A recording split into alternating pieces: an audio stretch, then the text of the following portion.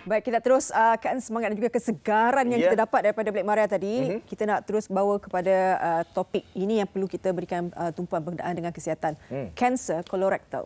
Kanser kolorektal. Kalau semalam kita bercakap tentang diet, tentang pemakanan juga. Untuk kanser kolorektal ni, anda kata kalau kita tak jaga makan pun penyumbang juga untuk kanser kolorektal ni. Contohnya kalau kita makan terlebih makanan yang berprotein, berlemak, ataupun buah sayur sebagai gentian, juga penyumbang kepada kanser kolorektal ni. Apa yang membimbangkan adalah ia merupakan kanser nombor 2 di Malaysia. Tapi cuma kita tak naklah memomok-momokkan, kita lebih kepada bagaimana kita nak mengatasi, mungkin ada rawatan yang boleh kita lalui dan sebagainya. Hari ini kita bawakan perbincangan berkenaan dengan kanser kolorektal ini bersama dengan Profesor Dr. April Kamila Roslani, merupakan pakar bedah kanser kolorektal. Selamat pagi.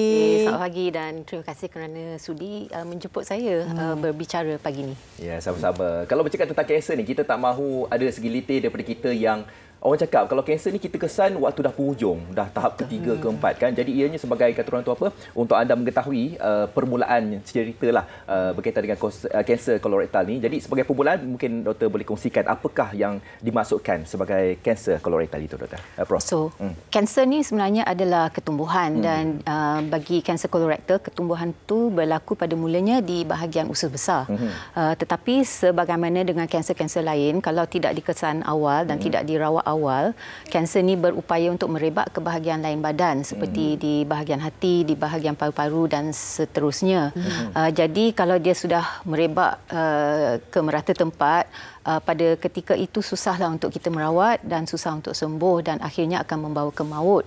Jadi yang kita inginkan ialah kanser ini dapat dikesan pada peringkat awal seboleh-bolehnya sebelum dia bertukar menjadi kanser, dan dengan cara itu kita boleh merawatnya dan mencegah daripada kejadian kanser itu.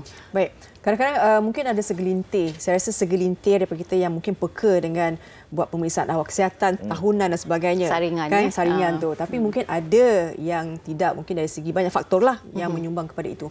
Bagaimana jika seseorang individu itu simptom awal yang menunjukkan bahawa ini rupanya kanser kolorektal?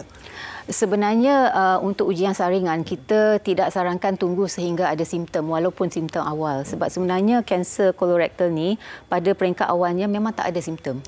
Kita bayangkan ya, usus tu macam pipe kan. So dalam pipe tu ada ruang. Jadi kalau ketumbuhan tu kecil memang tak mendatangkan apa-apa masalah. Najis tu boleh aja lalu kan.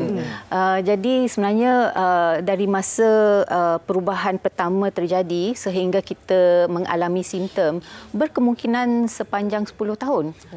Jadi kita tak boleh nak tunggu sampai ada simptom sebenarnya. Bagi program-program saringan, screening, kami galakkan sebenarnya di Malaysia sekurang-kurangnya pada umur 50 tahun, walaupun tak ada gejala, tak ada simptom, kita galakkan untuk membuat ujian saringan. Saringan untuk kolon ni? Untuk kolon ni. Dan screeningnya ada sejarah keluarga, maknanya saringan perlu dimulakan lebih awal lagi, mungkin dalam tahun 40-an. Dan kita ambil maklum sekarang, walaupun umur yang paling ketara untuk mendapat kanser usus ni adalah antara 60-an dan 70-an, tetapi kita nampak satu trend di mana kanser kolorektal terjadi pada lingkungan mereka yang umur lebih muda.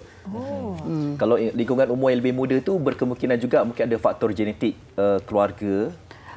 Ya, so sebenarnya semua kanser kolorektal memang ada unsur-unsur genetik ya, sebab itu dia jadi kanser. Cuma bezanya sama ada masalah genetik itu diwarisi ataupun terjadi secara spontan. So of course kalau diwarisi itu kanser itu berupaya untuk terjadi pada umur yang sangat-sangat muda. Pesakit saya yang paling muda umur 15 tahun. Oh, Allah. Ya. Okey, tapi itu jarang-jarang lah. Walaupun jarang-jarang, tapi yang membimbangkan adalah bagaimana cara hidup kita sekarang, doktor. Kan, pemakanan kita semuanya nak cepat, masing-masing bekerja dan sebagainya. Kita akan lanjutkan berkenaan dengan persoalan ini